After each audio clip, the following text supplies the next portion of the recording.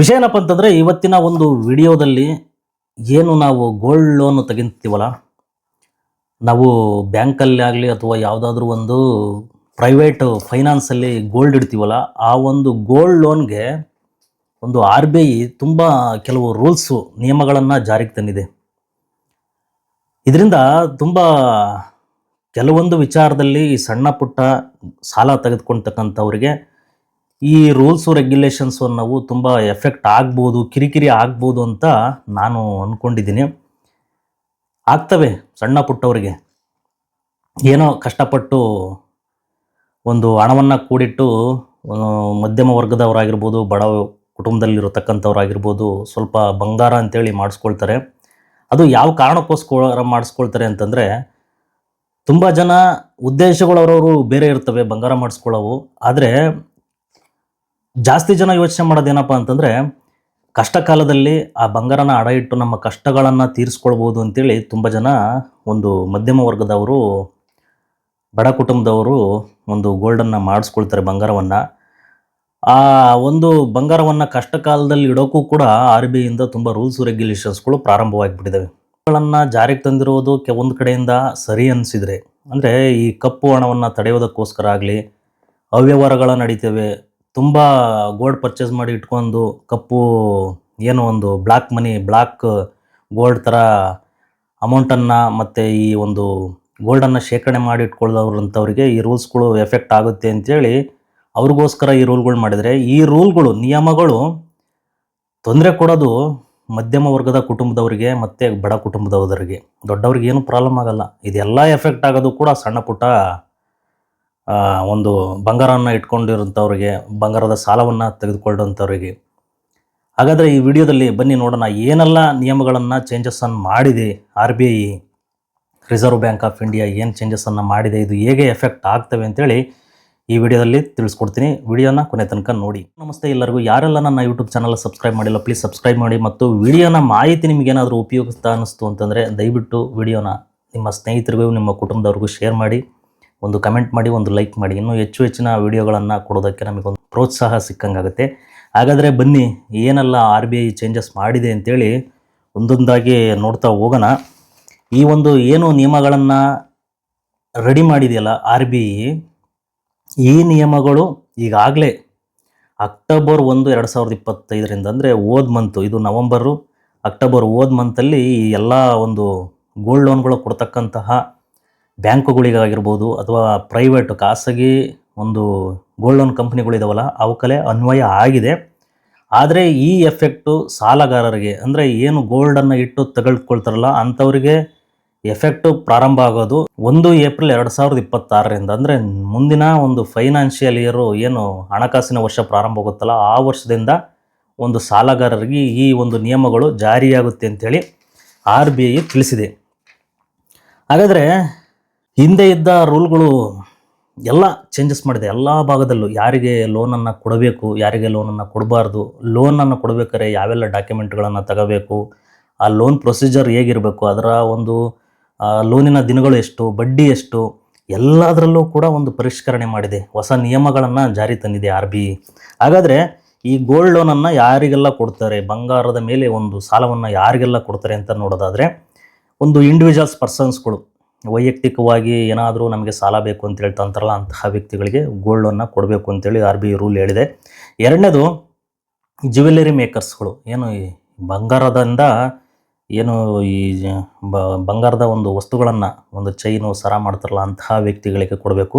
ಅದ್ರ ಜೊತೆಯಲ್ಲಿ ಸಣ್ಣ ಪುಟ್ಟ ಆರ್ಟಿಸ್ಟ್ಗಳು ದೊಡ್ಡ ಮಟ್ಟದಲ್ಲಿ ಏನು ಈ ಜ್ಯುವೆಲರಿಗಳನ್ನು ಮಾಡಿ ಬೇರೆ ಕಂಪ್ನಿಗಳಿಗೆ ಮಾಡ್ತಾರಲ್ಲ ಅಂಥವ್ರಿಗೆ ಈ ಗೋಲ್ಡ್ ಲೋನನ್ನು ಕೊಡಬೇಕು ಅಂಥೇಳಿ ಆರ್ ಬಿ ಐ ತಿಳಿಸಿದೆ. ಸಣ್ಣ ಪ್ರಮಾಣದ ಜ್ಯುವೆಲರಿ ಮೇಕರ್ಸ್ಗಳು ಏನು ರೆಡಿ ಮಾಡ್ತಾರಲ್ಲ, ಜ್ಯುವೆಲರಿನ ರೆಡಿ ಮಾಡ್ತಕ್ಕಂತಹ ಜ್ಯುವೆಲರಿ ಮೇಕರ್ಸ್ಗಳಿಗೆ ಈ ಸಾಲವನ್ನು ಕೊಡಬೇಕು ಅಂಥೇಳಿ ಹೊಸದಾಗಿ ರೂಲನ್ನು ಮಾಡಿದೆ.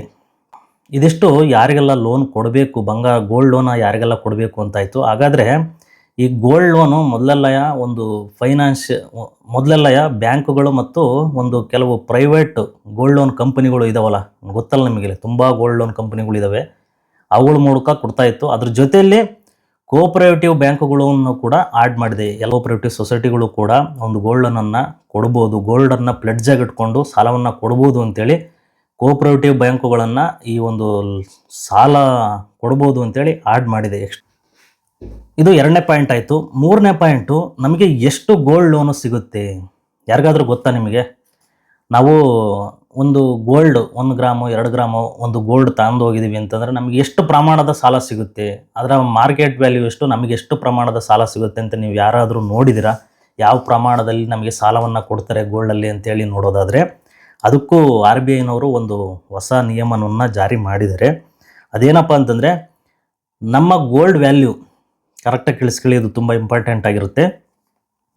ಈಗ ನಾವು ಇವತ್ತು ಒಂದು 2 ಲಕ್ಷದ ಗೋಲ್ಡ್ ಲೋನು ಒಂದು ಬ್ಯಾಂಕಿಗೆ ಹೋಗ್ತೀವಿ ಅಥವಾ ಯಾವುದಾದ್ರೂ ಒಂದು ಫೈನಾನ್ಸ್ ಗೋಲ್ಡ್ ಕಂಪ್ನಿಗೆ ಹೋಗ್ತೀವಿ. ನಮ್ಮ ಒಂದು ಗೋಲ್ಡಿನ ವ್ಯಾಲ್ಯೂ 2 ಲಕ್ಷ ಇರುತ್ತೆ ಅಂತ ಎಕ್ಸಾಂಪಲ್ ತಿಳ್ಕೊಳ್ಳಿ, ಗ್ರಾಮ್ ಲೆಕ್ಕದಲ್ಲಿ ಹೇಳಲ್ಲ. ಒಂದು 2 ಲಕ್ಷದ ಗೋಲ್ಡನ್ನು ನಾವು, ನಮ್ಮ ಗೋಲ್ಡಿನ ವ್ಯಾಲ್ಯೂ ಬೆಲೆ 2 ಲಕ್ಷ ಇರುತ್ತೆ, ಅದನ್ನು ನಾವು ಅಡವಾಗಿಟ್ಟು ಸಾಲ ತೆಗೆದುಕೊಳ್ಬೇಕು ಅಂತೇಳಿ ಹೋಗಿರ್ತೀವಿ. ನಮ್ಮ ಗೋಲ್ಡಿನ ವ್ಯಾಲ್ಯೂ 2 ಲಕ್ಷ ಇರುತ್ತೆ ಅಂತಂದರೆ ಕೇವಲ 75% ಮಾತ್ರ ನಮಗೆ ಅದರ ಒಂದು ಸಾಲವನ್ನಾಗಿ ನೀಡ್ತಾರೆ. ಇದು ಒಂದು ಹೊಸದಾಗಿ ಜಾರಿ ಮಾಡಿರೋದು ರೂಲ, ಗೊತ್ತಾಯ್ತಲ್ಲ. 2 ಲಕ್ಷ ನಾವು ಏನಾದರೂ ಒಂದು ವ್ಯಾಲ್ಯೂಯೇಬಲ್ ಜ್ಯುವೆಲರಿ ತಗೊಂಡೋಗಿ ನಾವು ಅಡ ಇಡ್ತಿದ್ವಿ ಅಂತಂದರೆ ಅದರ 75% ಮಾತ್ರ ನಮಗೆ ಸಾಲವನ್ನು ಕೊಡ್ತಾರೆ. ಅಂದರೆ 2 ಲಕ್ಷಕ್ಕೆ 1.5 ಲಕ್ಷ ರೂಪಾಯಿ ಅಷ್ಟೇ ನಮಗೆ ಸಾಲ ಸಿಗೋದು. ನಂತರ ನಾವೇನಾದರೂ ನಮ್ಮ ಒಂದು ಗೋಲ್ಡ್ ಲೋನು ಅಥವಾ ಗೋಲ್ಡು 2 ಲಕ್ಷಕ್ಕಿಂತ ಕಡಿಮೆ ಇತ್ತು ಅಂತಂದರೆ ಒಂದು ಬ್ಯಾಂಕ್ಗಳು 85% ಕೊಡ್ಬೋದು ಅಂತ ಒಂದು ಸಣ್ಣದಾಗಿ ತಿಳಿಸಿದೆ. ಬಟ್ 90% ಆಫ್ ದ ಸಾಲ ಕೊಡೋದು 75% ಆಫ್ ದ ನಿಮ್ಮ ಗೋಲ್ಡ್ ವ್ಯಾಲ್ಯೂಗೆ ಅಷ್ಟೇ ಕೊಡೋದು, ಅದಕ್ಕಿಂತ ಜಾಸ್ತಿಯ ಕೊಡಬಾರ್ದು ಅಂತೇಳಿ RBI ಹೊಸ ರೂಲ್ ಮಾಡಿದೆ. ಇದಕ್ಕಿಂತ ಮೊದಲು ಸ್ಲ್ಯಾಬ್ಗಳಿದ್ದು 85, 80, 75% ಅಂತೇಳಿ ಮಾಡಿದರು. ಬಟ್ ಆದರೆ ಈಗ ಒಂದು ಏಕರೂಪದ ಪರ್ಸೆಂಟೇಜು RBIನವರು ಚೇಂಜ್ ಮಾಡಿ, ನೀವೆಷ್ಟೇ ಗೋಲ್ಡ್ ವ್ಯಾಲ್ಯೂ ಇಟ್ಟಿದ್ದೀರಾ ಅಂತಂದರೆ ಅದಕ್ಕೆ 75% ಮಾತ್ರ ಕೊಡಬೇಕು ಅಂತೇಳಿ ರೂಲನ್ನು ಚೇಂಜ್ ಮಾಡಿದೆ. ಸಾಲ ಎಷ್ಟು ಪ್ರಮಾಣದಲ್ಲಿ ಕೊಡ್ತಾರೆ ಅಂತೇಳಿ ನೋಡಾಯಿತು. ಆದರೆ ಸಾಲದ ಅವಧಿ ಎಷ್ಟು, ಹೇಗೆ ನಾವು ಗೋಲ್ಡನ್ನು ರಿನ್ಯೂವಲ್ ಮಾಡಬೇಕು? ಮೊದಲೆಲ್ಲ ಏನಾಗ್ತಿತ್ತು ಅಂತಂದರೆ ಒಂದು ಬಡ್ಡಿ ಅಮೌಂಟನ್ನು ಕಟ್ಬಿಟ್ರೆ ಸಾಕು, ಗೋಲ್ಡನ್ನು ರಿನ್ಯೂವಲ್ ಮಾಡ್ಕೊಂಡು ಬಿಡೋರು. ಆದರೆ ಈಗಾಗಿಲ್ಲ. ಪ್ರಿನ್ಸಿಪಲ್ಲು ಪ್ಲಸ್ ಇಂಟ್ರೆಸ್ಟ್ ಅಮೌಂಟು ಏನು ಗೋಲ್ಡ್ ವ್ಯಾಲ್ಯೂ ಇರುತ್ತಲ್ಲ, ಅವೆರಡು ಅಮೌಂಟನ್ನು ಕಟ್ಟಿದರೆ, ಇಂಟ್ರೆಸ್ಟು ಮತ್ತು ಪ್ರಿನ್ಸಿಪಲ್ ಅಮೌಂಟು, ಅಸಲು ಮತ್ತು ಬಡ್ಡಿ ಎರಡನ್ನೂ ಕಟ್ಟಿದರೆ ಮಾತ್ರ ಗೋಲ್ಡನ್ನು ರಿನ್ಯೂವಲ್ ಮಾಡಬೇಕು. ಬರೀ ಬಡ್ಡಿ ಕಟ್ಟಿಸ್ಕೊಂಡು ನೀವು ಗೋಲ್ಡನ್ನು ರಿನ್ಯೂವಲ್ ಮಾಡೋಂಗಿಲ್ಲ ಅಂಥೇಳಿ ಹೊಸದಾಗಿ ನಿಯಮವನ್ನು ಜಾರಿ ತಂದರೆ ಇದು ತುಂಬ ಜನಕ್ಕೆ ಎಫೆಕ್ಟ್ ಆಗುತ್ತೆ. ಈಗ ಒಬ್ಬರು ಬಡ ಕುಟುಂಬ ಅಂತೇನು ಹೇಳೋಕ್ಕಾಗಲ್ಲ, ಒಬ್ಬ ಹಣದ ತೊಂದರೆಯನ್ನು ಎದುರಿಸ್ತಕ್ಕಂಥ ಒಬ್ಬ ವ್ಯಕ್ತಿಗೆ ಒಂದು 2 ಲಕ್ಷಕ್ಕೆ ಗೋಲ್ಡ್ ಲೋನನ್ನು ತೆಗೆದುಕೊಂಡಿರ್ತಾನೆ, ಬಂಗಾರದ ಮೇಲೆ ಒಂದು ಸಾಲವನ್ನು ತೆಗೆದುಕೊಂಡಿರ್ತಾನೆ.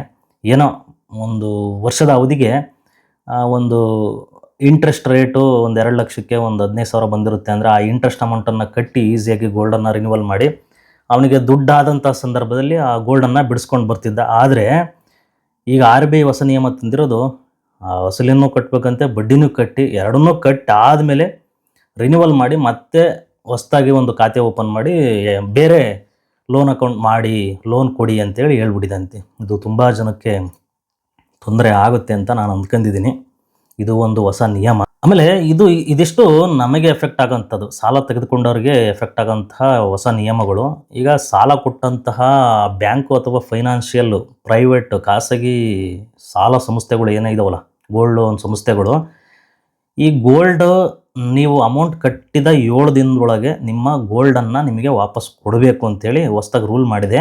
ಆ 7 ದಿನಗಳ ಒಳಗಾಗಿ ಏನಾದರೂ ಆ ಗೋಲ್ಡನ್ನು ನಿಮ್ಮ ಗೋಲ್ಡನ್ನು ಏನಾದರೂ ಕೊಡಲಿಲ್ಲ ಅಂತಂದರೆ 7 ದಿನ ಆಗಿ ನೆಕ್ಸ್ಟ್ 8ನೇ ದಿನ ಇರುತ್ತಲ್ಲ, ಅಲ್ಲಿಂದ ದಿನಕ್ಕೆ 5,000 ರೂಪಾಯಿ ಅಂತೆ ಆ ಒಂದು ಬ್ಯಾಂಕ್ ಆಗಿರ್ಬೋದು ಅಥವಾ ಖಾಸಗಿ ಒಂದು ಗೋಲ್ಡ್ ಲೋನ್ ಕಂಪನಿ ಆಗಿರ್ಬೋದು, ನಿಮಗೆ 5,000 ರೂಪಾಯಿ ಅಂತೆ ಪೆನಾಲ್ಟಿ ಕೊಡಬೇಕು, ಡಿಲೇಡ್ ಪೇಮೆಂಟ್ ಕೊಡಬೇಕು ಅಂತೇಳಿ ಹೊಸ ನಿಯಮವನ್ನು ಜಾರಿಗೆ ತಂದಿದೆ. ಇದು ಓನ್ಲಿ ಫಾರ್ ಬ್ಯಾಂಕಿಗೆ ಅಷ್ಟೇ, ನಮಗೇನು ಎಫೆಕ್ಟ್ ಆಗಲ್ಲ ಇದರಿಂದ.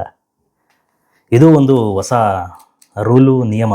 ಡಿಲೇಡ್ ಪೇಮೆಂಟ್ ಆಯಿತು. ಈಗ ಮುಂದಿನ ಹೊಸ ನಿಯಮ ಏನಪ್ಪ ಅಂತಂದರೆ, ಈಗ ನಾವು ಒಂದು ಗೋಲ್ಡ್ ಲೋನ್ ತೆಗಿತಾ ಇದೀವಿ ಅಂತಂದಾಗ ಮೊದಲೆಲ್ಲ ಏನು ಮಾಡ್ತಿದ್ರೆ ಗೊತ್ತಿಲ್ಲ, ಒಂದು ಚೀಟಿಲಿ ಬರೆದು ಕೊಟ್ಬಿಡೋರು, ನಿಮ್ಮದು ಗೋಲ್ಡ್ ಲೋನ್ ಸಂಖ್ಯೆ, ಖಾತೆಯ ಸಂಖ್ಯೆ ಇದಿಷ್ಟಿರುತ್ತೆ, ಇಷ್ಟು ಗ್ರಾಮ್ ತಗೊಂಡಿದ್ದೀವಿ ಅಂಥೇಳಿ ಮೊದಲೆಲ್ಲ ಮಾಡಿಬಿಡೋರು. ಬಟ್ ಈಗ ಎಷ್ಟು ಸ್ಟ್ರಿಕ್ಟ್ ಮಾಡಿದ್ದಾರೆ ಅಂತಂದರೆ, ಗೋಲ್ಡ್ ಲೋನ್ ತೆಗೆದುಬೇಕಾದ್ರೆ ಒಂದು ನಿಮ್ಮ ಆಧಾರು ಮತ್ತು ಪ್ಯಾನ್ ಕಾರ್ಡ್ ತೆಗೆದುಕೊಂಡು ಒಂದು ಆನ್ಲೈನ್ ಮೂಲಕ ಪೇಪರ್ಲೆಸ್ಸು ಒಂದು ವ್ಯವಹಾರ ಮಾಡೋದಕ್ಕೋಸ್ಕರ KYC ಆಗಬೇಕು. ಫಸ್ಟು ನಿಮ್ಮ ಬ್ಯಾಂಕಿನಲ್ಲಿ KYC ಆದ ನಂತರ ಒಂದು ಲೋನ್ ಅಕೌಂಟು ಕ್ರಿಯೇಟ್ ಆಗುತ್ತೆ. ಲೋನ್ ಅಕೌಂಟ್ ಕ್ರಿಯೇಟ್ ಆದ ನಂತರ ಒಂದು ಅಗ್ರಿಮೆಂಟ್ ಆಗುತ್ತೆ ನಿಮಗೂ ಮತ್ತು ಅವ್ರ ಬ್ಯಾಂಕ್ನವರು. ಮೊದಲು ಇತ್ತು, ಬಟ್ ಆದರೆ ರೂಲು ಇಷ್ಟೊಂದು ಕಠಿಣವಾಗಿರಲಿಲ್ಲ. ಆದರೆ ಈಗ ತುಂಬ ಕಠಿಣವನ್ನು ಮಾಡಿದ್ದಾರೆ. ಆ ಒಂದು ಅಗ್ರಿಮೆಂಟಲ್ಲಿ ಚಿನ್ನದ ಮೌಲ್ಯಮಾಪದ ವಿವರಗಳನ್ನು ಕಡ್ಡಾಯವಾಗಿ ಬರೆದಿರಬೇಕು. ಅಂದರೆ ಗೊತ್ತಲ್ಲ ನಿಮಗೆ ಎಷ್ಟು ಗ್ರಾಮ್ ಇತ್ತು. ಅಗ್ರಿಮೆಂಟ್ ಇರುತ್ತಲ್ಲ, ಆ ಅಗ್ರಿಮೆಂಟಲ್ಲಿ ಈ ಎಲ್ಲ ಮೌಲ್ಯಮಾಪನ ವಿವರಗಳು, ಮರುಪಾವತಿ ವೇಳಾಪಟ್ಟಿಗಳು, ಅಂದರೆ ಏನು ರೀಪೇಮೆಂಟ್ ಮಾಡ್ತಿರಲ್ಲ ಅದರ ಬಡ್ಡಿ ಎಷ್ಟು ದಿನದೊಳಗೆ ಮಾಡಬೇಕು, ನೀವು ನಿಮ್ಮ ಏನಾದರೂ ನಿಮ್ಮ ಗೋಲ್ಡ್ ಲೋನಿಗೆ ಸರಿಯಾಗಿ ಪೇಮೆಂಟ್ ಮಾಡ್ತಾ ಇಲ್ಲ ಅಥವಾ ಗೋಲ್ಡನ್ನು ಬಿಡಿಸ್ಕೊಳಕ್ಕೆ ಆಗ್ತಾ ಇಲ್ಲ ಅಂತಂದರೆ ಹರಾಜು ಪ್ರಕ್ರಿಯೆ ಹೇಗೆ ಮಾಡಬೇಕು, ಅದನ್ನು ಎಷ್ಟು ದಿನದೊಳಗೆ ನೋಟಿಸ್ ಕೊಡಬೇಕು ಅನ್ನೋ ಎಲ್ಲ ಕ್ಲಿಯರಾಗಿ ಮೆನ್ಷನ್ ಮಾಡಿರ್ಬೇಕಂತ ಅಗ್ರಿಮೆಂಟಲ್ಲಿ. ಇನ್ನೊಂದು ಮಹತ್ವದ ಬದಲಾವಣೆ ಏನಪ್ಪ ಅಂತಂದರೆ, ಏನು ನಿಮ್ಮ ಬಂಗಾರ ಚಿನ್ನವನ್ನು ಸಾಲವಾಗಿ ಇಟ್ಟು ಅಡವಿಟ್ಟು ಲೋನ ತೆಗೆದುಕೊಳ್ಳೋಕೆ ಬಂದಿರ್ತಿರಲ್ಲ, ಆ ಚಿನ್ನದ ಏನು ನಿಮ್ಮ ಹತ್ರ ಇರುತ್ತಲ್ಲ ಆ ಗೋಲ್ಡಿನ ಮಾಲೀಕತ್ವದ ಪುರಾವೆಗಳನ್ನು ಒದಗಿಸ್ಬೇಕಂತೆ. ಇದು ಯಾ ನ್ಯಾಯ? ಮಾಲೀಕತ್ವದ ಪುರಾವೆಗಳು ಅಂತಂದರೆ ನೀವೇನು ತಂದಿರ್ತಿರಲ್ಲ ಗೋಲ್ಡ ಅಡ ಇಡೋಕ್ಕೆ ಅಂತೇಳಿ, ಅದರ ಮಾಲೀಕರು ಯಾರು, ನೀವು ಯಾವಾಗ ಪರ್ಚೇಸ್ ಮಾಡಿದ್ರಿ ಆ ಗೋಲ್ಡನ್ನು, ನಿಮ್ಮದೇ ಅನ್ನೋದಕ್ಕೆ ಏನು ಸಾಕ್ಷಿ ಇದೆ, ರಸೀದಿಗಳು, ನೀವು ಗೋಲ್ಡನ್ನು ಪರ್ಚೇಸ್ ಮಾಡ್ತಿರಲ್ಲ ಆ ರಸೀದಿ ಕಾಪಿಗಳನ್ನು ಬ್ಯಾಂಕ್ನವರಿಗೆ ಕೊಡಬೇಕಂತೆ.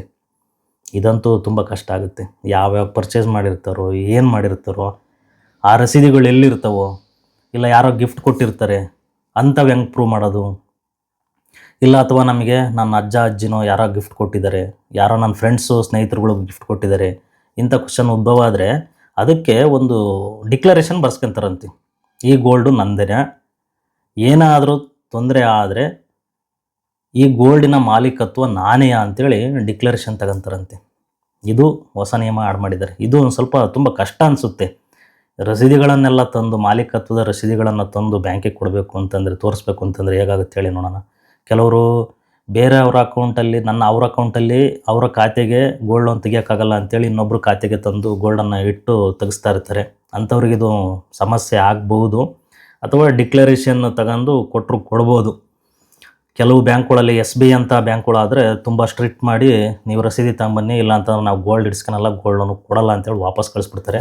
ಆದರೆ ಇನ್ನು ಕೆಲವು ಕಂಪ್ನಿಗಳು ಇರ್ತವೆ, ಈ ಖಾಸಗಿ ಕಂಪನಿಗಳು ಸ್ಟ್ರಿಕ್ಟಾಗಿ ಈ ರೂಲ್ಗಳನ್ನು ಫಾಲೋ ಮಾಡಲ್ಲ.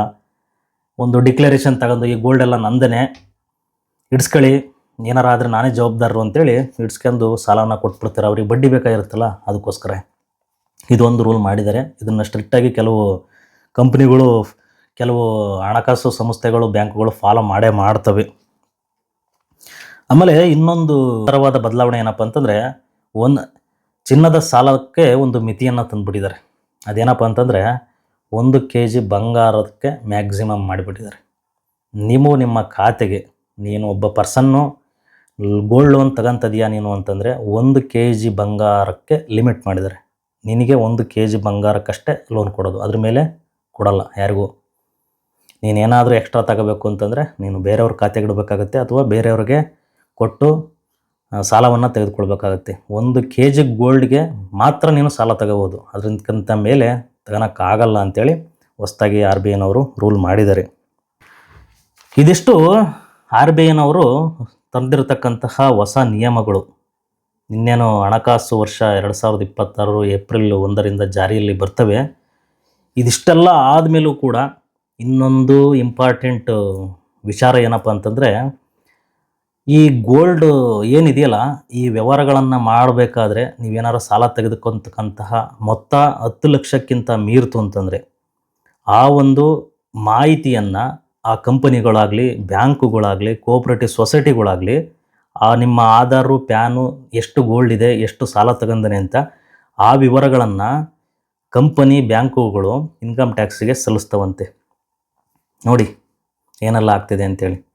ಅಥವಾ ನಿಮ್ಮ 1 kg ಏನು, ನೀವು 1 kg ಗೋಲ್ಡ್ಗೆ ಏನಾದರೂ ನೀವು ಇಟ್ಟು ಸಾಲ ತೆಗೆದುಕೊಂಡ್ರಿ ಅಂತಂದರೆ, ಐ ವ್ಯಾಲ್ಯೂ ಟ್ರಾನ್ಸಾಕ್ಷನ್ ಏನಾದರೂ ಆಯಿತು ಅಂತಂದರೆ ಅದಕ್ಕೂ ಲಿಮಿಟ್ ಹಾಕಿದ್ದಾರೆ. ಆವಾಗೆಲ್ಲ ನಿಮ್ಮ ಪ್ಯಾನ್ ಕಾರ್ಡು, ಆಧಾರ್ ಕಾರ್ಡು, ಎಷ್ಟು ಗೋಲ್ಡ್ ಇದೆ, ಎಷ್ಟು ಸಾಲ ತಗೊಂಡನೆ, ಆ ಡೀಟೇಲ್ಸ್ ಎಲ್ಲವೂ ಇನ್ಕಮ್ ಟ್ಯಾಕ್ಸ್ ಡಿಪಾರ್ಟ್ಮೆಂಟ್ಗೆ ಬ್ಯಾಂಕಿಂದನೇ ಸಲ್ಲಿಕೆ ಆಗ್ತವಂತೆ.